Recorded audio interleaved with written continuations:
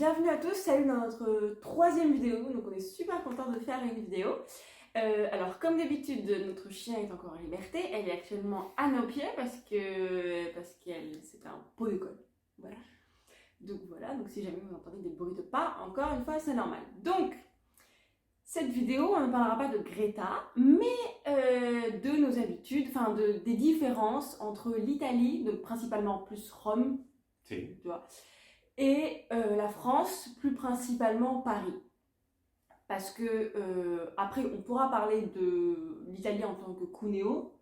Sì, Parce certo. que, voilà. Et plus aussi Paris-Marseille, mais bon, on verra.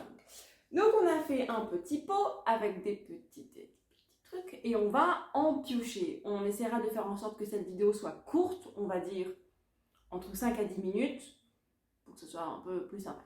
Donc voilà, on va piocher, puis on va débattre. Je vous en prie. Allora, il primo è l'amministrazione. Commence fort. Alors, il faut déjà... Je lui ai fait peur. Il faut déjà savoir que l'administration française ou italienne, c'est de la...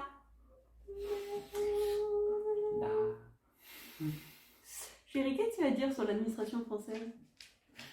Allora, iniziamo per una cosa che tra l'Italia e la Francia cambia veramente tantissimo, che sono le elezioni presidenziali. In quanto in Italia le elezioni presidenziali non esistono, non è il popolo a eleggere direttamente il Presidente della Repubblica, ma viene eletto in un'altra maniera. Ecco, quindi noi la campagna presidenziale qui in Italia non sappiamo cosa sia, non l'abbiamo mai visto, non sappiamo come funzioni. Tutta questa propaganda per essere eletto come Presidente della Repubblica da noi non viene fatta, è una cosa che veramente non esiste. Et je voudrais dire que si on avait pas ça en France, ça réglerait plein de problèmes. Déjà, les problèmes des dépenses en campagne, et aussi toutes les promesses qui sont faites au peuple pour genre avoir leur vote. Vous avez pas ça ici? Assolutamente no. Et vraiment, quand je lui ai dit, mais nous, on a un président. Oui, nous aussi, mais nous... je lui ai demandé, c'est quand l'élection chez vous? De quoi tu parles? Il y a une élection? Non, il n'y a pas d'élection. Je là, c'est quoi ce pays trop bizarre? Et en fait, c'est chez toi que c'est plus pratique. Esatto, perché siccome l'Italia è una repubblica parlamentare, non abbiamo bisogno di fare la campagna presidenziale per eleggere un presidente, in quanto il popolo non va a votare per il presidente, mentre la Francia, essendo una repubblica presidenziale, è il popolo a eleggere, a proclamare il proprio presidente della repubblica. Alors, pour moi, l'administration en Italie, ce qui a beaucoup changé, c'est le codice fiscale. Ici, en Italie, il y a le codice fiscale. Comment je peux définir ça? C'est un code que tu demandes en fonction de ton nom, prénom, date de naissance, tout ça, et qui va faire en sorte que tu puisses accéder à un certain nombre de choses, d'administration. Alors, vraiment, c'est quoi l'utilité, en fait? Ecco, esattamente il codice fiscale è univoco per ogni persona, per ogni singolo cittadino in Italia. Viene rappresentato con le prime 3 lettere che sono le 3 consonanti del cognome, le 3 consonanti del nome e poi una serie di altre lettere e numeri che vanno a identificare la data di nascita, dove sei nato e tutto questo va a creare questo lungo codice che come ho detto è univoco per ogni singola persona e ti fa accedere alle forme amministrative pubbliche dello Stato. Pas que. Non soltanto. Pas que, parce que sachez bien que si vous n'avez pas de code fiscal, vous ne pouvez pas avoir une carte de transport, ni même commander une box beauté sur Internet. N'est-ce pas, chérie? È vero, serve per molte cose, dal cercare e avere un lavoro, un appartamento, alle cose che sembrano più futili, però utile anche per quello. Et nous, on a bien galéré pour l'avoir pour le mien en mois d'août. On a dû se réveiller à 5h du matin pour regarder sur Internet pour avoir un rendez-vous. Au final, on n'a même pas eu de rendez-vous, on l'a reçu. C'est très bizarre, très bizarre. Mais j'ai toujours pas compris à quoi ça sert. Parce que nous, on l'a pas en France et on s'en sort très bien aussi. Hein, donc, bon. Alors, pour l'administration, je crois que c'est à peu près tout, parce qu'après, les services sont plutôt similaires. On a la sécurité sociale, on a l'assurance maladie. Vraiment, après moi, ça fait pas si longtemps que ça que je suis là, donc peut-être que dans une prochaine vidéo, on y reviendra un peu plus, on essaiera de faire plus de recherches. Mais là, ça reste une vidéo un peu sympa. À moi.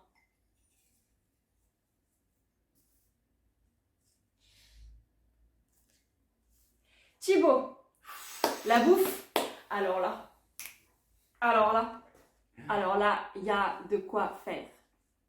Déjà, ici, et j'ai vécu avec monsieur, il m'a fait des yeux énormes quand je lui ai proposé qu'on mange de la viande avec des pâtes. Il me dit, hein? Mais ça va pas, t'es malade? Ça va bien se passer. Et non, non. Ici, ils ne mangent pas de viande avec les pâtes. Je pense que les Italiens ont besoin d'une psychothérapie. No, allora, differenziamo le cose. La pasta è un primo, quindi lo chiamiamo primo e deve passare come primo piatto. La carne è un secondo, quindi devono essere separate le due cose. Ed è anche per questo che esistono, ecco un'altra cosa che ha sconvolto un po' Lola, il fatto che esistono due tipologie di piatti. Un piatto fondo per la pasta e un piatto piano invece per i secondi con contorno. Ecco, questa è una cosa che veramente noi in Italia non utilizziamo molto, mischiare la pasta con la carne. Anzi, è una cosa che veramente non si usa. Mais non, mais parce que ici, c'est des espèces de crocs. Ils mangent au restaurant, je vous jure, je l'ai vu de mes propres yeux, l'entrée, donc antipasti, des pâtes, primo, de la viande, secondo, et un dessert. C'est des malades, vous êtes des malades. Et même lui au restaurant, il l'a fait. E qualche volta abbiamo anche due primi e un secondo con contorno. Allez! Avec contourne, c'est l'accompagnement. Donc les légumes, les frites et machin. Un autre point qui pour moi est problématique, c'est les pâtisseries. Je sais que je vais peut-être déclencher un incident diplomatique, mais sachez bien, vous les Italiens, que vous ne savez pas faire de gâteaux. Voilà, vous ne savez pas. Je pense qu'il serait bon pour vous d'aller en France pour prendre des leçons. Parce que vous dites, on a des croissants. Non, faux, ce ne sont pas des croissants. En plus, vous mettez de la fleur d'oranger dedans, c'est dégueulasse. Et sachez bien que les donuts, on ne met pas de fleur d'oranger dedans non plus. En plus, vous mettez de la crème partout, c'est Dieu pas permis. En plus, c'est même pas de la bonne crème, c'est de la crème pâtissière revisitée, pas bonne. Donc, je sais que je vais déclencher une guerre diplomatique, ma non, je suis calme. Su questo devo darle ragione, in effetti. Noi in Italia chiamiamo croissant ciò che non è croissant, nel senso che veramente il croissant nasce in Francia, siamo d'accordo su questo, però il croissant è burro. Croissant è burro con burro, ok? Non è quello che intendiamo noi come croissant. Noi abbiamo il nostro cornetto, abbiamo la nostra brioche, che sono tutta un'altra cosa, veramente tutta un'altra cosa. Non si possono confondere le due cose. Soprattutto dopo che si è provato veramente un croissant in Francia, che mentre lo mangi le mani ti rimangono piene di burro, trasuda burro da tutte le parti. E invece paragonarlo a un brioche o cornetto che abbiamo qua. Oltretutto il croissant in Francia è vuoto, noi invece il cornetto normalmente lo riempiamo con marmellata, sì, Nutella e di tutto e di più, diciamocelo, o crema pasticcera, qualunque cosa. Et aussi quelque chose de très différent, c'est que Alessandro cuisine 100% du temps à l'huile d'olive. Moi, je cuisine moitié huile d'olive, moitié beurre. Mais à chaque fois, non, c'est pas vrai. Et à chaque fois que je dis il faut mettre du beurre, il est là, du beurre, faut mettre du beurre, du beurre, tu veux du beurre, allez, encore un peu de beurre. Et il me dit, allez, encore un peu de beurre. Et je mets pas tant de beurre que ça, tu n'as pas vu ma grand-mère cuisiner, c'est horrible. Elle met la moitié de la margarine pour cuisiner 2 steaks. Alors là, pour ça que c'est bon. Donc à chaque fois, il y a ce truc il faut mettre du beurre. Voilà. Et quand je fais des gâteaux à la maison, Il me dit alors, t'as mis combien de plaquettes de beurre? Hein? T'as mis 600 grammes de beurre? Parce que oui, des fois, il y a quand même pas mal de beurre. Oui, bon, c'est bon, voilà, nous on est des bons vivants, on aime bien manger, vous êtes bizarres. Voilà. Ecco, un'altra cosa è il prezzo del pane. Una cosa che ho trovato super particolare Oui, in Francia è che il prezzo del pane è fisso. Una baguette, si. quanto costa una baguette? La baguette, elle coûte moins d'1 euro, je crois. Ça dépend, hein, parce que ça dépend du quartier où on se trouve à Paris. On est entre du 80 centimes et 1,30 €. Ça fait longtemps que je suis là en France.